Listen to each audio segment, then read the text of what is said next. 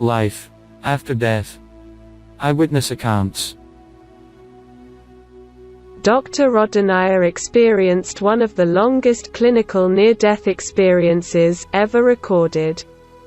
Dr. George Rodenier holds an MD and PhD in neuropathology and a PhD in the psychology of religion. Declared dead immediately after being hit by a car in 1976, he was left in the mortuary for 3 days.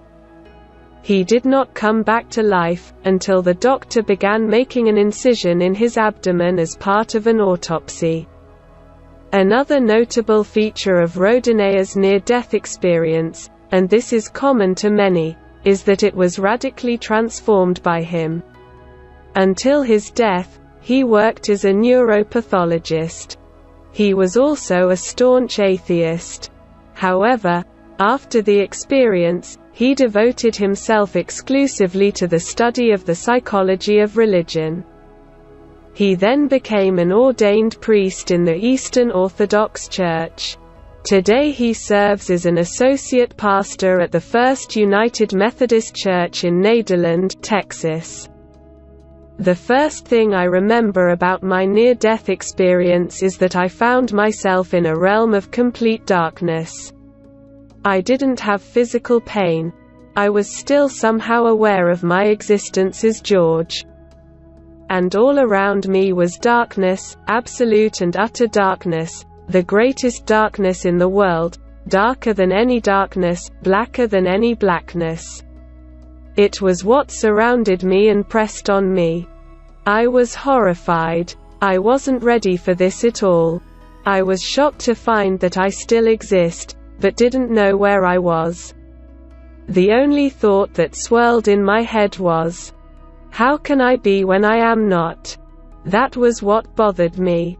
Gradually, I pulled myself together and began to think about what happened, what is happening.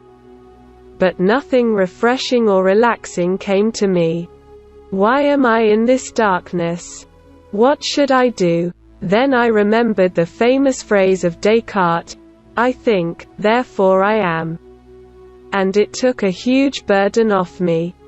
Because that's when I knew for sure that I was still alive, although, obviously, in a completely different dimension.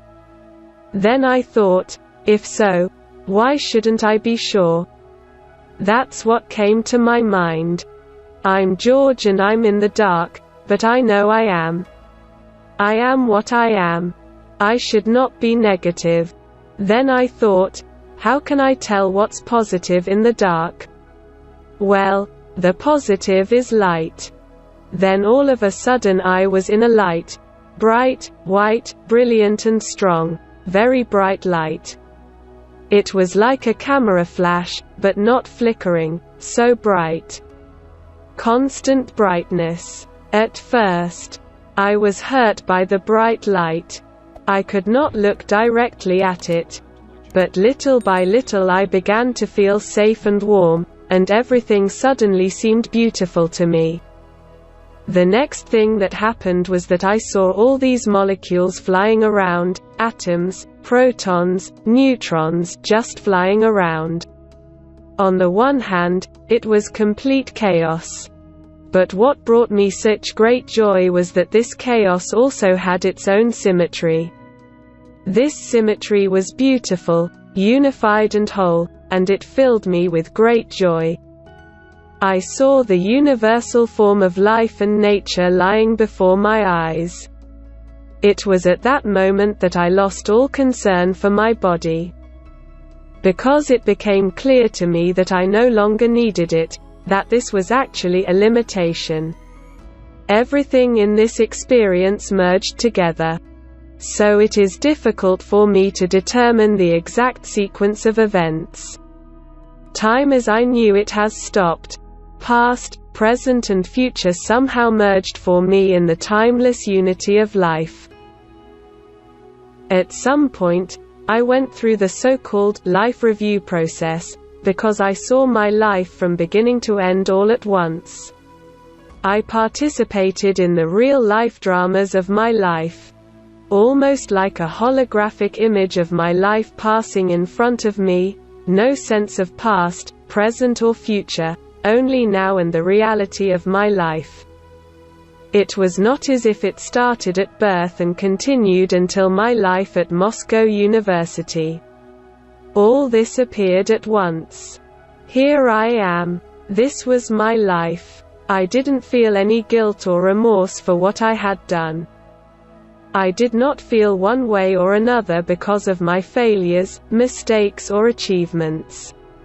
All I felt was my life as it is. And I was happy with it. I accepted my life the way it is. During this time, the light just radiated a sense of peace and joy to me. It was very positive. I was so happy to be in the light. And I understood what light means.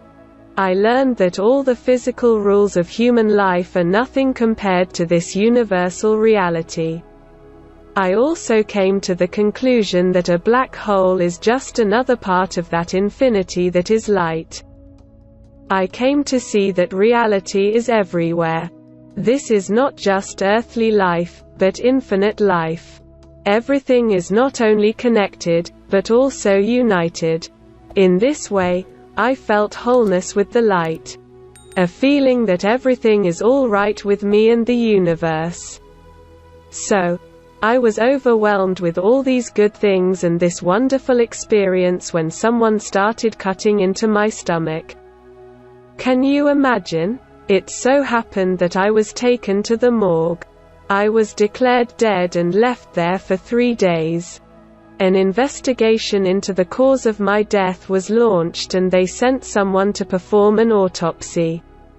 As they began to cut into my stomach, I felt some great force grab my neck and push me down. And it was so strong that I opened my eyes and felt a huge pain. My body was cold and I began to shiver. They immediately stopped the autopsy and took me to the hospital, where I remained for the next 9 months, most of which I spent under a respirator. Gradually my health recovered, but I will never be the same. Because all I wanted to do for the rest of my life was study wisdom. This new interest led me to the University of Georgia, where I received my second PhD in the psychology of religion. Then I became a priest in the Eastern Orthodox Church. Finally, in 1989, we came to America, and now I am an assistant pastor at the First United Methodist Church in Nederland, Texas. Anyone who has had such an experience with God, who has experienced such a deep sense of connection with reality, knows that there is only one truly significant work in life, and that is love. Love nature, love people, love animals, love creation itself, simply because it is so. To serve God's creation with the warm and loving hand of generosity and compassion is the only meaningful existence. Many people reach out to those who have experienced near death because they feel we have the answers. But I know it's not true, at least not entirely. None of us can fully comprehend the great truths of life until we finally connect with eternity after death. But at the same time, it is our very nature to seek answers to our deepest questions about near-death experiences and immortality. See also other interesting videos about life after death on our channel.